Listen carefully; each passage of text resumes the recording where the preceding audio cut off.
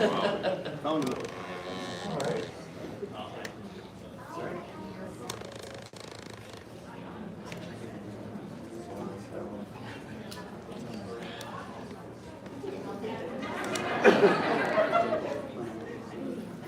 Calm before the storm, eh?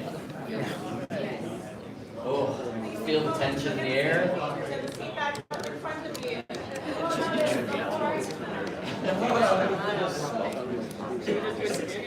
I feel like it's my first year. Well, just let it sit. Yeah. Just let that tension build. Which half wants to be Peter and which half wants to be Frank?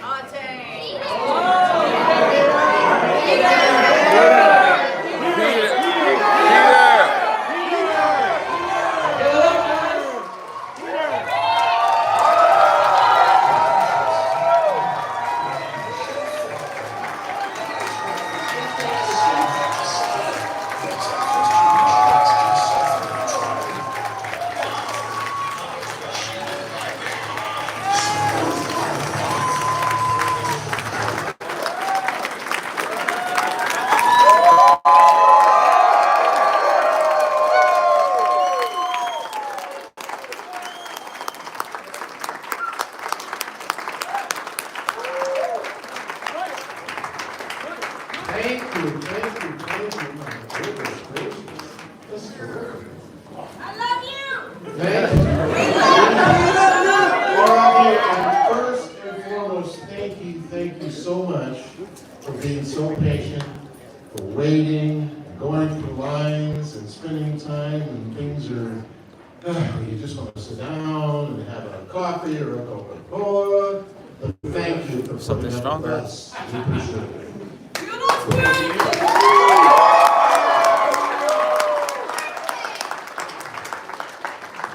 We should say, oh boy. Man. I guess this must be what it means to say, "To all are one."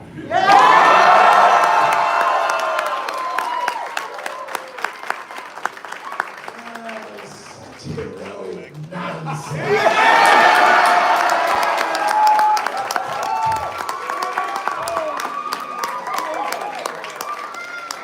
One shall stand, one shall fall.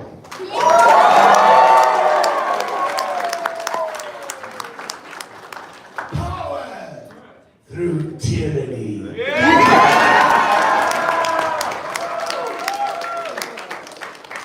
Peace is the right of all sentient beings. A parking spot is worth.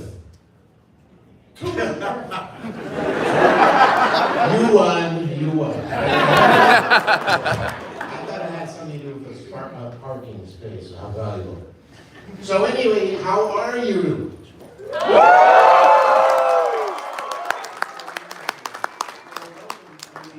Any questions? Wow.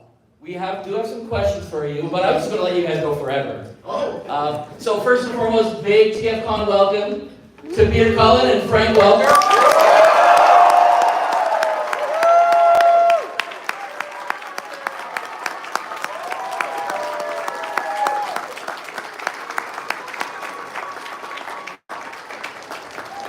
You guys are awesome. You're not being proud! I'm pizza! So we typically start each panel with a question kind of to get you started. How did you get started in your career? And Peter and Frank, when did you first work together? Mighty man and young. Yes?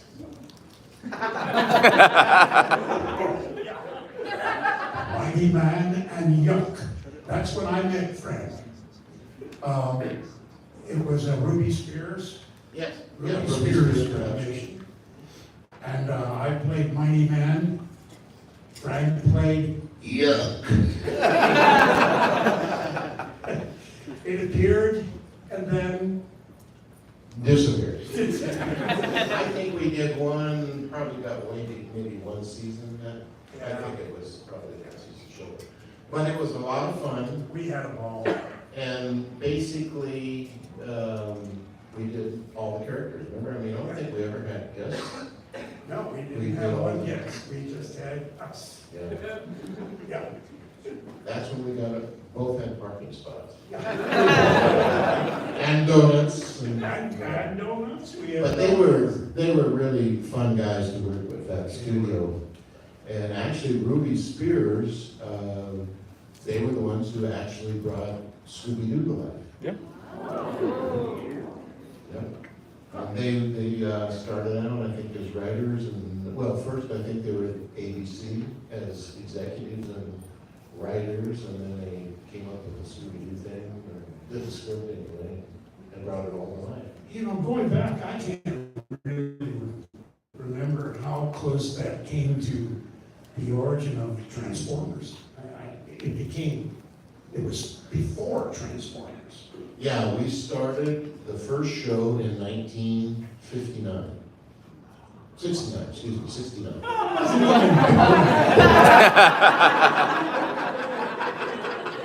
I may have mistake. 69. No. What? Yeah, that was our first Scooby-Doo, and then when we did Transformers, it was 84. I wasn't even born. You have socks older than that. Oh, yeah. But anyhow, so yeah, we did our Scooby in 69, and then we did Transformers, so it's now, 84 was. do you need a chair, sir? Do not feed that dog. Is it- Nobody feed that dog. That's your bites. You're doing your Kermit thing, right? He doesn't hurt your Kermit the Frog, that's right. So we worked Mighty Man in Yuck. And then I guess we went back to Hanna-Barbera. Yep, And we're still before Transformers. yep. Yeah. So, now what do you want to talk about? Well, universal nomination. Be a writer now, Joe, right? If you don't ask us a question, we'll do. I was going to say, I have questions submitted by some of our VIP guests. So Jason Kim is our first one to ask a question. Hi, Jason. Hello. Out of the many years of the franchise, what are some of the things you've enjoyed most about voicing Optimus Prime and Megatron? I'm going to steal the answer before you give it. Well, I didn't hear it. Oh.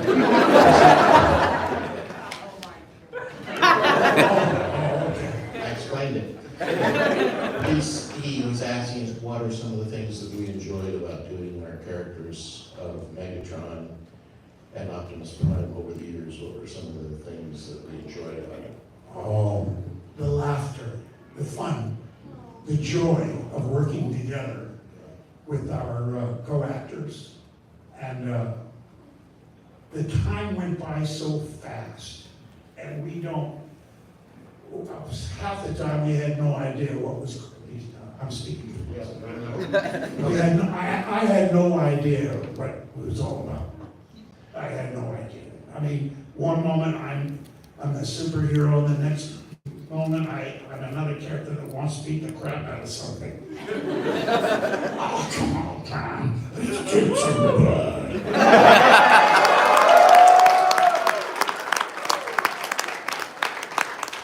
I think it was uncontrollable chaos in an artistic sense, but it was so much fun, and as Peter alluded to, it's the people, and it's always the casts that you work with, and Transformers was very unusual because it was enormous, the cast that we had. I mean, we were all doing multiple characters.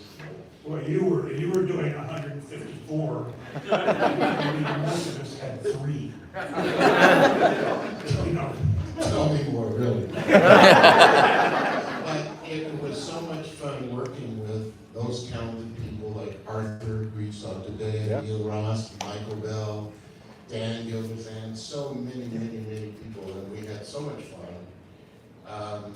And then also during that period of time, and Peter will attest to this because he was one of the kings that shared the throne, but it was a renaissance, if you will, of animation. I mean, we were so busy with so many shows that you were literally running across town to do shows. There's Robbie. Rob will tell you that. Yeah, there he is. And, but we had so many shows going on that you were literally going from one studio to the next studio to the next studio in the same day, doing like 3, 4, 5 shows.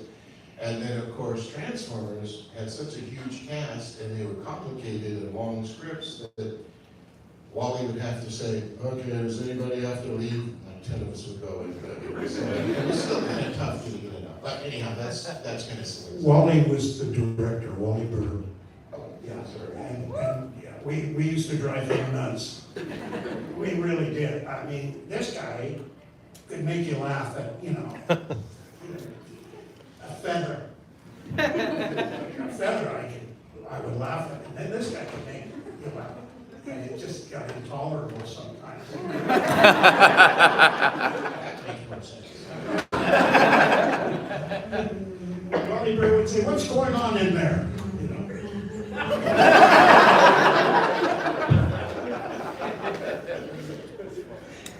He could do an air conditioner from another room.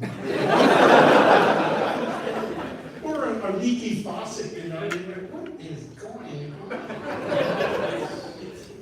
And Wally would say, Peter, what's happening in there? Don't you hear that? I mean, obviously there's an air conditioning leak or something. You get not hearing that in there? It's welcome. He's picking on me, but I'm thinking of Michael Bell. Because Michael Bell would have this wonderful technique where he could insult you in the most unusual terms, and I'm cleaning that up because there are kids in the room. But he would go on and on amongst the cast because Wally would be giving us readings. So he'd have the talk down and going, I want you on line 72, and Mike would be going laughing the whole time, making us laugh. And then when he lifted off his thing, we all would get in trouble because they're going, didn't you hear what I said? Anyhow, you had to be there. Much fun, much fun. Yes. All right, so our next questions are from our fan Bailey over here. Do you realize we haven't answered any questions? You said two. What? We made sense? Yeah. Hi, Bailey. Hello, how are you guys? Good. Alright, so my question. How did it feel for the two of you to reunite on Transformers Prime decades after playing Optimus and Megatron in the original series? That was fantastic. We love, well, I'm speaking. Can I speak for you? I really like working with Frank a lot better than he liked working with me.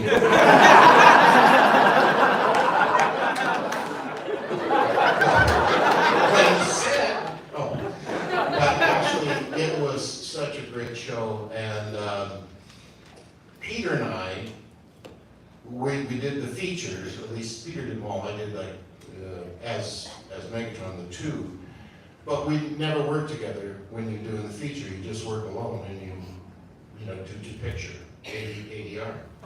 And when we came back to Prime, we got to work together again. And that has, what was that, not that many years ago, so it was super, super fun. And we met a whole new cast of Transformers, and they were unbelievable. So we were kind of like the senior citizens of the group. And we didn't have to cause any trouble. They did it all. Oh, it was much fun. And the CGI, I think Peter will agree with me on this, is that that type of format, working in CGI, you could be much more subtle. You didn't have to push it and scream and yell everything. And I like that, you know, for Megatron. Of course, Megatron had transformed from, I am Megatron, leader of the Decepticons, G1, into, I am Megatron, leader of the Decepticons. So you got to play.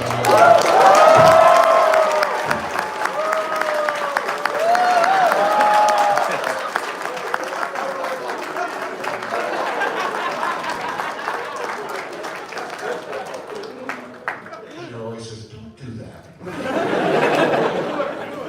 But you tell what you thought of the show. The Prime show. Oh, which one? The Superman show. Where? Now he's pulling my beard. I'm old, I forget. Dr. Stonemeyer. My name is Dr. Stonemeyer. Sign all of your assets. The papers are in my car. Okay, we got time. Do people mind if we take a minute? Sign those papers right now. Teacher, thank God it's Friday. I give up. Oh, But you know, like working with them was so much fun, and they were crazy. what is that? Well, I wouldn't say crazy.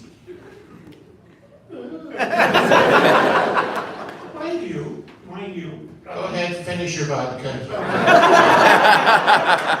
Keep him happy. So, getting back to the Transformers, Generation 1. When did I find out that my career as Optimus Prime was over? That was, I can't remember the actual date, but I think it was probably, could have been 86, but it was the feature. Yes. Page 17. You see the things he remembers?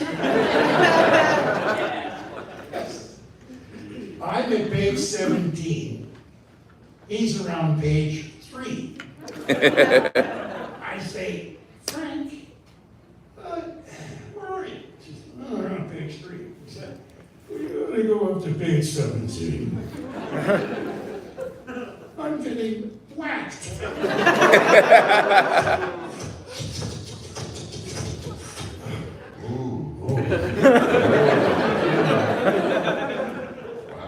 Who did I PO off? You know, and that was such a shock because, like Peter was alluding to earlier, a lot of times we don't read the scripts or know what's going on until you get there, and the reason is the directors all have so much input, you don't want to get too much confused in your mind like what you think, you know, because you're coming in and they take everything and want you to do it their way anyway. So we had no idea what was coming up in the script, even though they had sent us those scripts the night before, so. It's just as well, you know. Yeah. You can grab a lot of garbage and put that into the next scene, you know, which you shouldn't do because But that's, fortunately, yes. they brought you back. Yeah, they did, yeah. Some of you might remember that. I mean, there were some of you guys, I was told that a lot of kids hid in their closet or under their bed, didn't want to come out. Mothers got very upset, called the powers to be, and who, God knows who they were at the time, but saying, you know, and they brought me back for a couple of shows. And I had no idea. I mean, you know, I was the little guy with the cloud over his head, you know, I didn't care.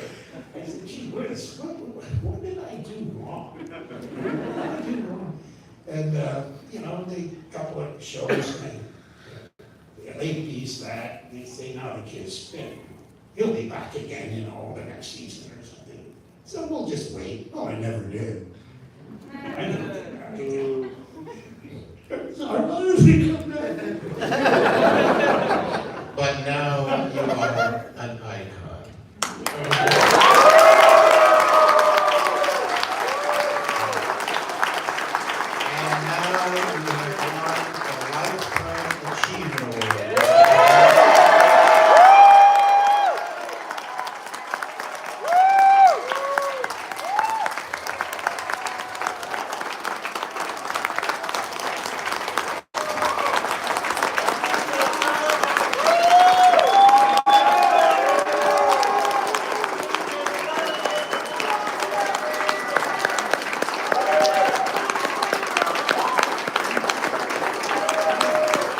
I love you.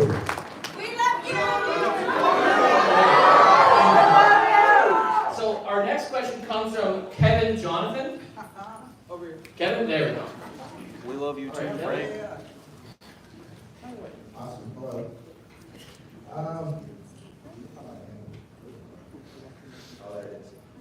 What has been the most important changes you've seen in the Transformers brand, being a part of it for 40 years? So what has been the biggest change in Transformers over 40 years? I think, first of all, the explosion of the franchise, which we had no idea about when we were doing G1.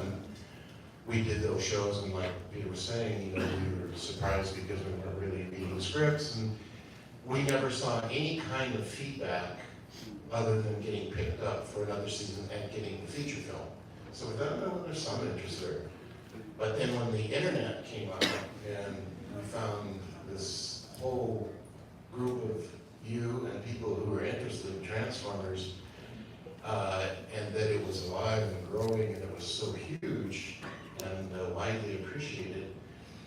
And then the new formats would come out, iterations of shows, and it just was growing and growing and growing. The CGI was a big difference, and the features, features for Transformers were a huge leap in a direction. Yeah. The idea that the Transformers was a continuing franchise, it was beyond me. I didn't pay any attention because, of course I wasn't involved, but it was only until the feature film came out with Michael Bay, and they called me in to audition for Optimus Prime.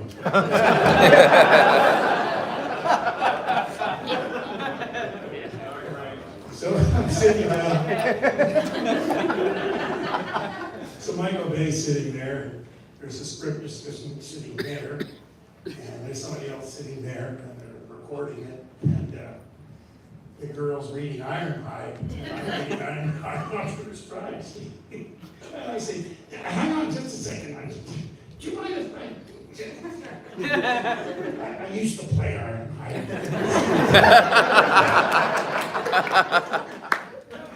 So I'm sitting across from Michael Bay, who doesn't have a clue about, Transformers, as far as I'm concerned.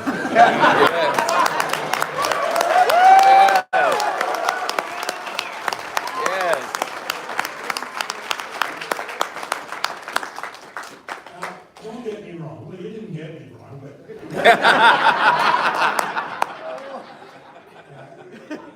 he's a great director, as a matter of fact, and he had a lot of. He's an amazing guy, and I got along with him really well. But the guy that was reading Ironhide, I just want to kick some butt. No, Ironhide, relax. We will do that, but later. Let's do it now. Where was I? And Michael Bay sitting here, he said, did you play that trick? I said, yeah. Okay, which one?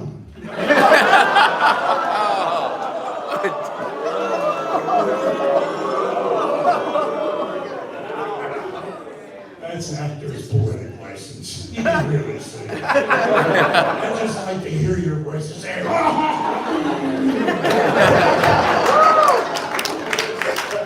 Trouble causer!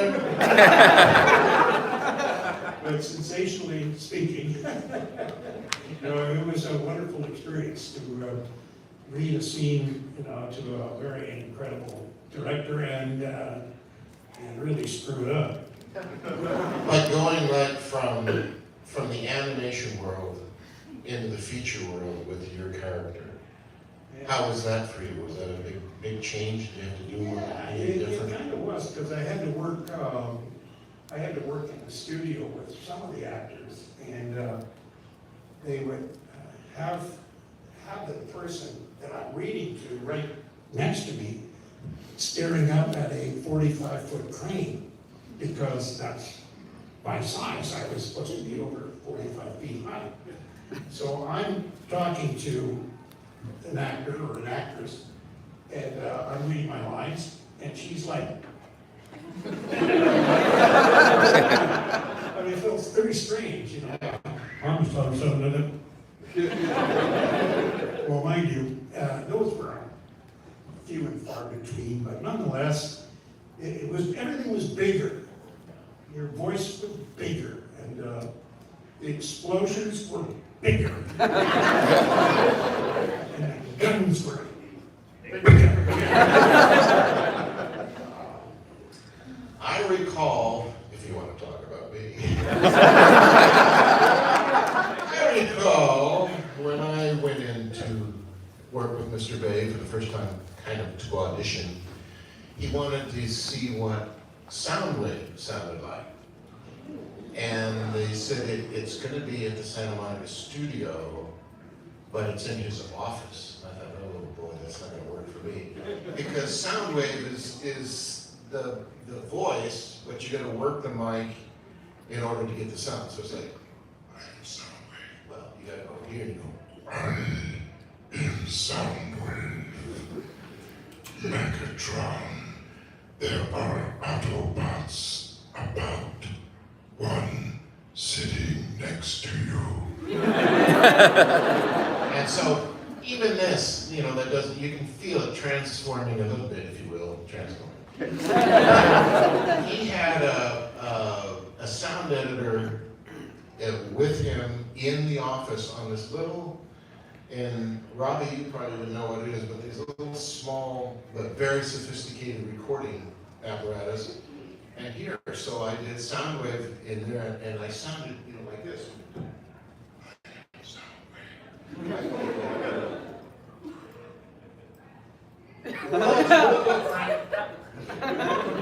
I could see I was losing it, you know, just because all that he's hearing you naked, basically. So then he goes through the process and into this really great machine.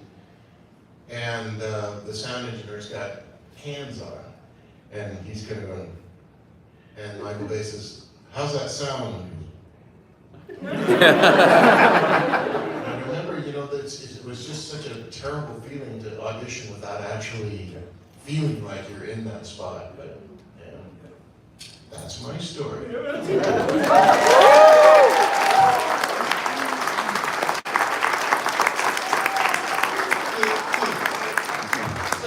Our next question comes from owner Osman. I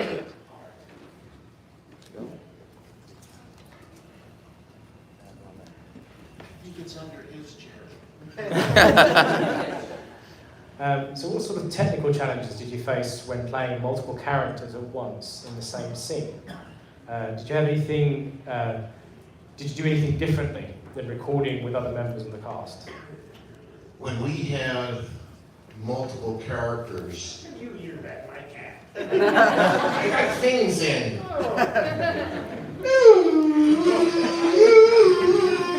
Perfect. When you're doing multiple characters, how do you adjust that technically? And if you're working with another, or with a cast, and you're doing multiple characters, do you have to do anything, or do they have to do anything technically, or how do you adjust to it? So, for example, what you're talking about is Ironhide and Optimus Prime and others that you would have to do, and we would have to do in sessions. How you just talk to yourself, basically. And for Soundwave, they did all of my stuff post-session. So I would just read in a monotone, I'm going to do it again. Yeah.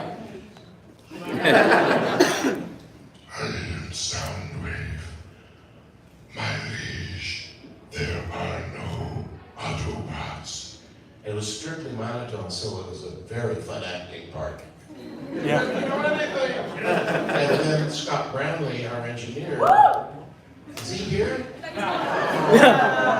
That's too bad. You would have loved to meet him. He was the genius behind recording the Transformers. He and his wife. And they did all the sessions, and he used an instrument he told me called a vocoder. It would bend the sound up and down, so that would give modulation to the characters. But anyhow, I think, like when Peter's playing multiple characters, or when there are multiple characters, you just play against yourself, you know. If you're familiar enough with them and you're doing them every week, you can, like he would do Optimus Prime, and do a couple of your characters talking to each other. Yeah. Well, you gotta leave space between the voices. You can't just interrupt each other, which is impossible to do unless you're you. Oh. Don Messick is the only person I ever saw overlap himself. That means if you're playing two characters and you actually overlap, you know, it doesn't happen really. It's pretty hard to do. But anyhow, so it's not a big deal if you're familiar with your characters and you're reading them, and if you do Rumble and Megatron, I think I see Optimus Prime out there. Well, why don't you go get him? And technically, unless they're fiddling with the sound or something, I don't think it's a technical problem. Well said.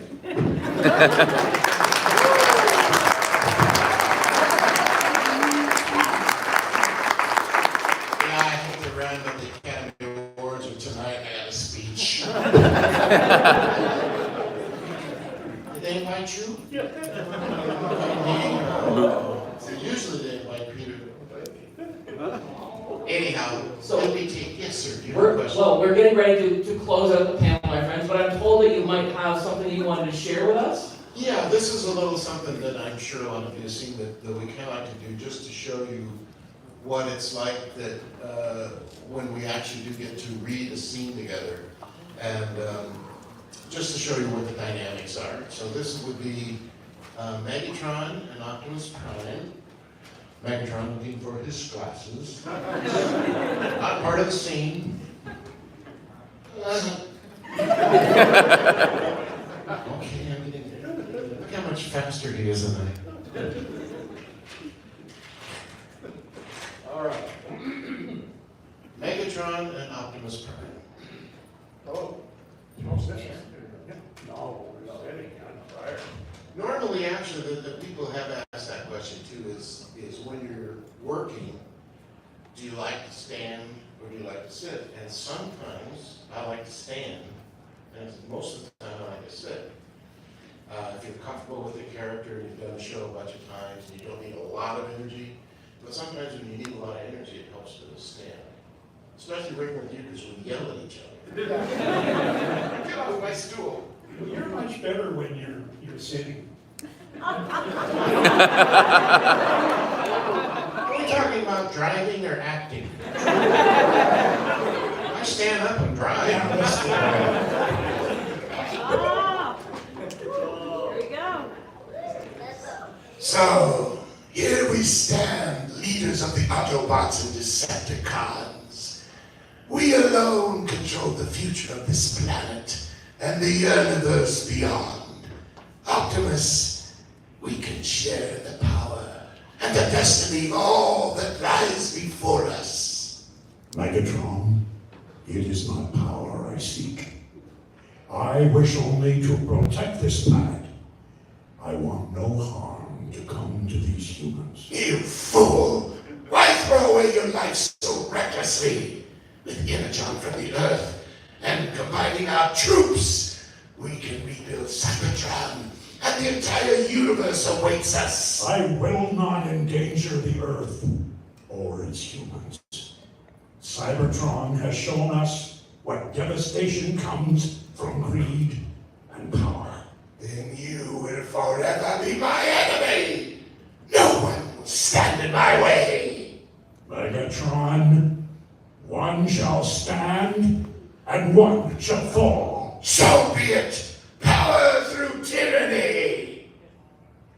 I will never give up hope that one day we will all stand as one. Until then, till all are one.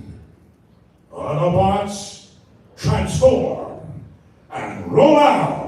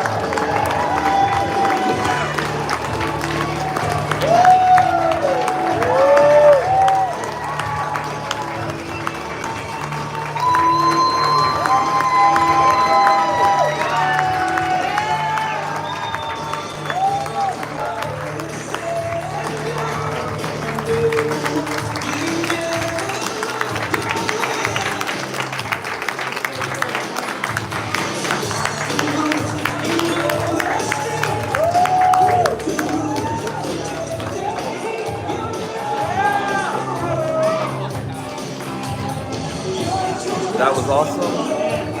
And the bot has the script. More to come from PF Con. Thanks for joining. I do.